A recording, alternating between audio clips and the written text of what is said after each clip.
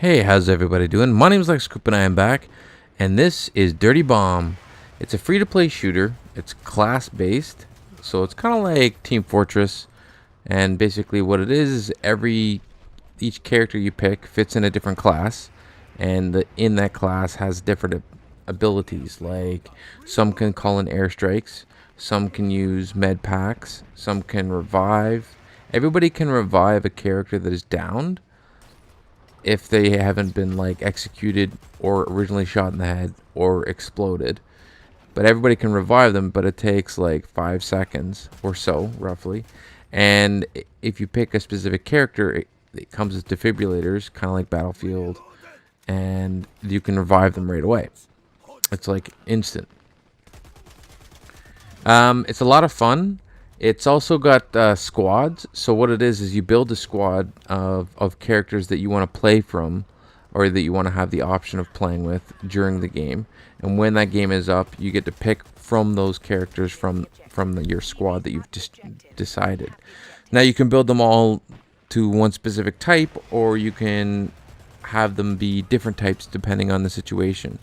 And or you might want to have it set up so that if you are somebody who drops out ammo and everybody in their team drops out ammo, you might want to switch to somebody with defibrillators or somebody who could drop med kits.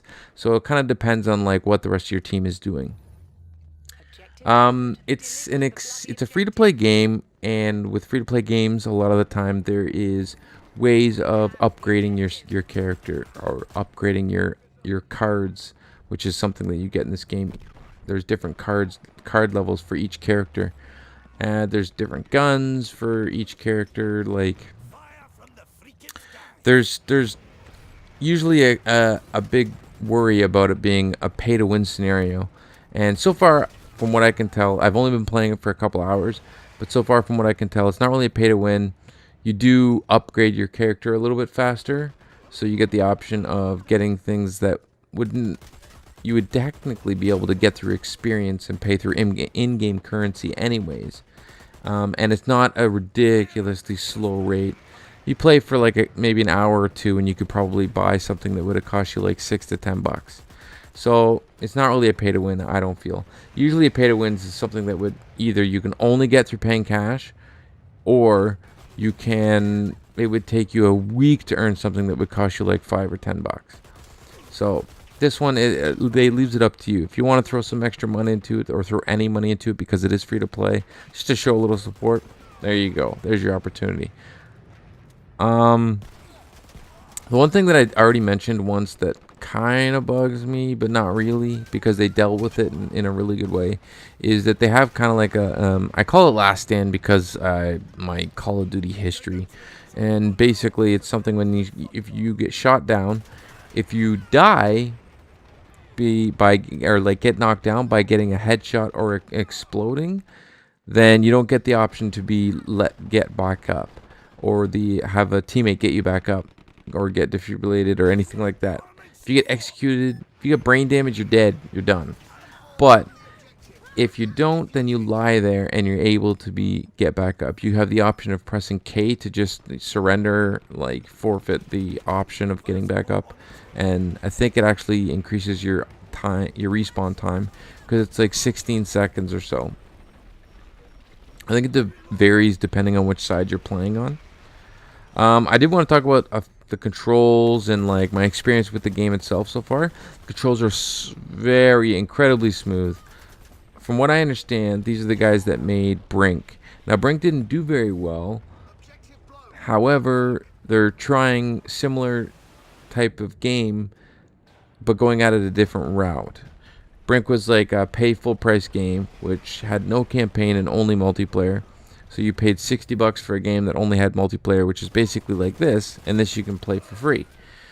The other game didn't do very well, had kind of poor reviews, and so I don't know. They're trying another shot at it, different route, and so far this game's gotten pretty good reception so far from the community. I've enjoyed it so far, and we'll see where they go, if they keep up with updates, or giving the option of skins in accessories, because that's another thing that makes games go really well these days, is having different skins to guns, having some harder to get, you know, something like Counter-Strike does.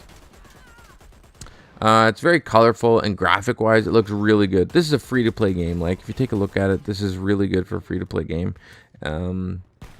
So I enjoy it for the most part.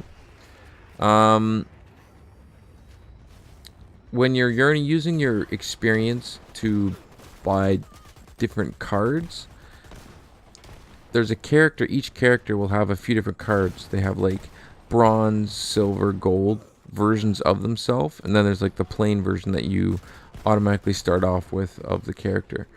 Now, I'm pretty sure that there's different characters to unlock. I don't think you start off with all the characters in the game, but when you start upgrading and start getting into the game and being able to develop your own squad, those are the characters that you've earned. So I've earned a few characters by getting crates. It's similar to Counter-Strike, except you don't have to pay for a key to open up the crate. You have the option of just opening up the crate. All right, now so talking about the information of the game. What are my opinions? It's fun. We'll see how far it goes, see how long it captures my attention. There is competitive mode, so I will at some point be getting into trying that out to see how it goes. Apparently there's skill-based matchmaking, so if you do well, you're going to have a higher elo than others. But that's my opinion on the game. I hope you guys enjoyed this. Lex Coupe saying rate, comment, subscribe. Dooch dooch skadoosh. It was at this moment that Lex knew he fucked up.